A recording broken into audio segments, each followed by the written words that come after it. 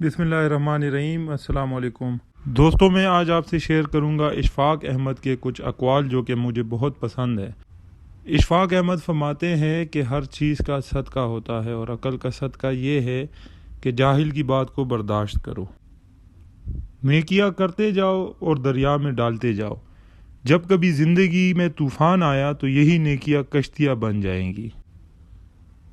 فاتحہ لوگوں کے مرنے پہ نہیں، احساس کے مرنے پہ پڑھنی چاہیے، کیونکہ لوگ مر جائے تو صبر آ جاتا ہے، مگر احساس مر جائے تو معاشرہ مر جاتا ہے۔ حضرت شیخ مجدد الافسانی نے فرمایا، جو شخص تجھ سے مانگتا ہے اس کو دے، کیا یہ تیری انا کے لیے کم ہے کہ کسی نے اپنا دست سوال تیرے آگے دراز کیا؟ پھر فرماتے ہیں، اور عجیب و غریب انہوں نے یہ بات کی کہ جو حقدار ہے اس کو بھی دے اور جو نہ حق کا مانگنے والا ہے اس کو بھی دے، تاکہ تجھے جو نہ حق کا مل رہا ہے وہ ملنا بند نہ ہو جائے۔ کوشش کرے کہ مرنے سے پہلے اللہ کو پیارے ہو جائے۔ ایک ہی زندگی ہے، اسے سادہ رہنے دیجیے۔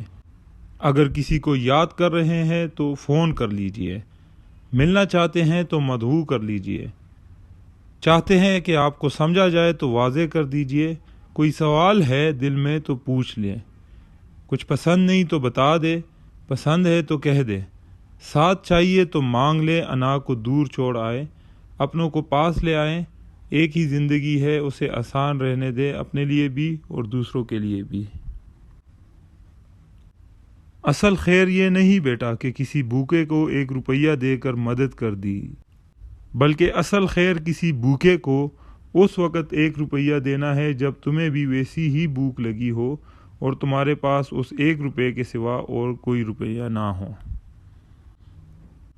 یہ ٹھیک ہے کہ تم ایک گلاب نہیں بن سکتے، مگر اس کا یہ مطلب تو نہیں کہ تم ایک کانٹا بن جاؤ۔ یہاں ایک راز کی بات ہے اور وہ میں تمہیں بتا ہی دیتا ہوں کہ جو شخص کانٹا نہیں بنتا وہ بالآخر گلاب بن جاتا ہے۔ پھل نہ تو درخت کے ڈالے کو لگتا ہے نہ اس کے مضبوط تنے کو، پھل لرزتی ہوئی عاجز سی شاخ پر لگتا ہے۔ جتنا ملے قبول کر لینا چاہیے، ہو سکتا ہے یہ بھی ہماری اوقات سے زیادہ ہو، ہم تو گناہ گار بندے ہیں، اس کا فضل تو ہر وقت ہمارے عیب چھپاتا ہے۔ انسان دوسروں کو جو سب سے بڑا تحفہ عطا کر سکتا ہے وہ وقت ہے، اس سے قیمتی تحفہ انسان کو نہیں دے سکتا۔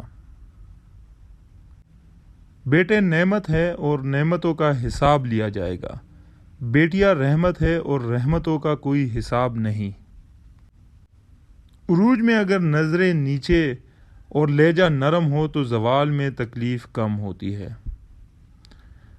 موت کتنی ہی تیزی سے ہماری طرف بڑھ رہی ہے، اگر ہمیں یہ پتہ چل جائے تو ہمیں اپنے منصوبوں پر ہنسی آ جائے۔ جس چھاؤ سے عزت نفس زخمی ہو، اس چھاؤ سے دھوپ ہی بہتر ہے۔